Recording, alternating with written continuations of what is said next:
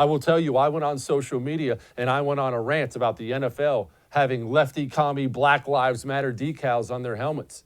And I said, if these are people who say they care a lot about the urban black community, why do we have all these players with 10 children and 9 different women? How's that a controversial statement? We know statistically, for a fact, it's not made up, for a fact, whatever your skin color, you grow up without a father in your home, you are, man, to say you are at a disadvantage is to put it mildly. Suicides, prison, everything, drug abuse, everything, your chances go up exponentially if your dad runs out on you. And statistically speaking, as even people like Don Lemon have said in the past, 65, 70% of black children are raised in single-family homes. Why are we not allowed to address that problem?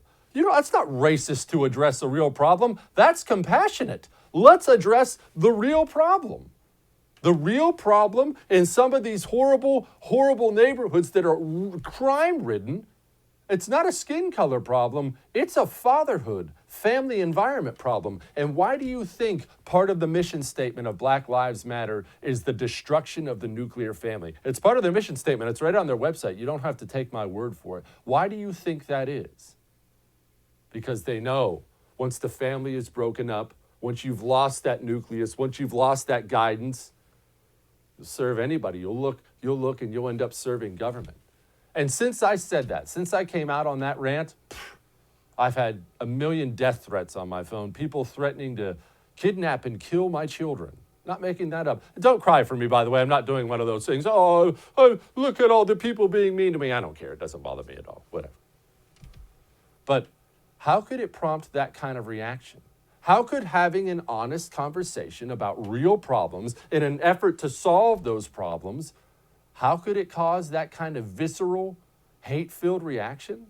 Well, it's because for far too long we have ingrained in the minds of Americans of every single color that you're not at fault for anything and you're not at fault for everything and all those problems, those are someone else's fault, and this problem, that's someone else's fault.